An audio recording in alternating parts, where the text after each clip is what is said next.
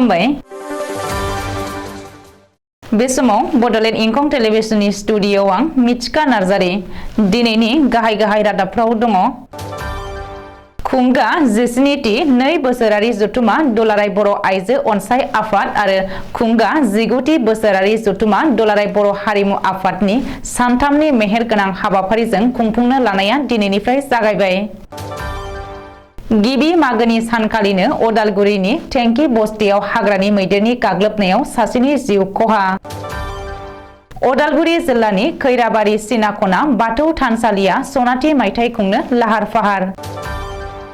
गसाइगाव जिल्ला बाथौ गौथुमा दिनै मागो दमासि फोरबो फालिनायजों लोगोसे बाथौ थानसालि बेखेवदों। दानिया फैदो आबुं रादाबाव।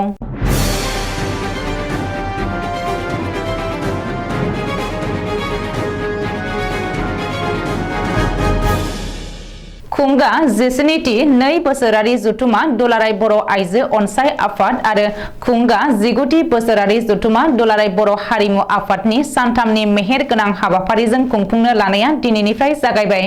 बे हाबाफारिया इं 2023 मायथाइनि 16, 17 आरो 18 जानुवारियाव सानजारि नोगोर सिमेन्साफुरिनि एसपि बड' गोजौ फरायसालिनि गेवलां गेलेग्रा फोथाराव सानथामनि मेहेरगोनां हाबाफारिजों खुंफुंजागोन। दिनैनि गिबि सान एबा साननि गिबि हाबाफारि बायदियैनो मेन गेटखौ बेखेवनानै होयो जनाय जिल्लानि सार्कल अफिसार रेतु पल्लव बिथाङा आरो गाहाय सायनासालिखौ बेखेवनानै होयो लखिमपुर जिल्लानि एमपि प्रधान बरुवा आरो दुलाराय बर' हारिनि आफादनि थान्दै बादाखौ एमएससिनि इएम मुस्रि मलेन्द्र नार्जारिनि आखाइजों बेखेवनानै होयो।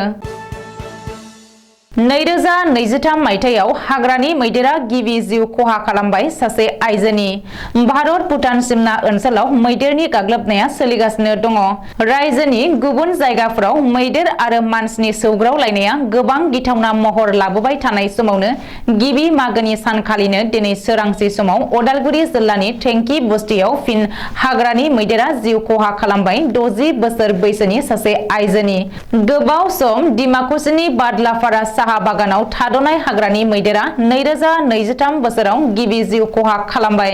जायगानि बरन्दी हाग्रामा खालेंदुवार आरो भुटान हाजोनिफ्राय आदार नागिरनानै सानफ्रोमबो मैदेरनि फालोआ गामि ओनसोलाव हाबसननानै न' बां आबादथिलिनि खहा खालामबोदों। दिनै गिबि मागो दमासिनि रंजानाय जानाय लोंनाय समावनो दिनै सोरांसि समाव 1 नं टेंकी बस्तिनि जयन्ती बर'खौ गाथारनानै बुथारनानै गालाङो।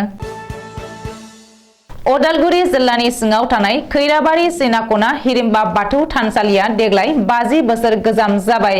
बिनि लेखा सिनाखना हिरिम्बा बाथौ थानसालिया फैगौ 20, 21 आरो 22 जानुवारि खालाराव सानथामनि बायदि मेहेर गोनां हाबाफारिजों गाजा गोमजायै खुंजागोन। आसामनि मादावनो समायनासिन आरो गिदिर बाथौ थानसालिजों लोगोसे बिनि सोरगिदिं लांगोना, गुबै हाबनाय दरखं, लामा, गाहाय गेट गासै बिथिंखौ समायना खालामनो बानजाय आफादनि रायजो राजा माइनाव आफादफोरा मोसानाय मुसुरनाय, आरज गाबनाय, खेराइ मोसानाय बायदिफोरखौ सर' खालामगासिनो। बेजों लोगोसे सिरिबाङै सामलायनो मावसोम हान्जाखौबो थाग थियारि खालामनायखौ नुनो मोननाय जादों।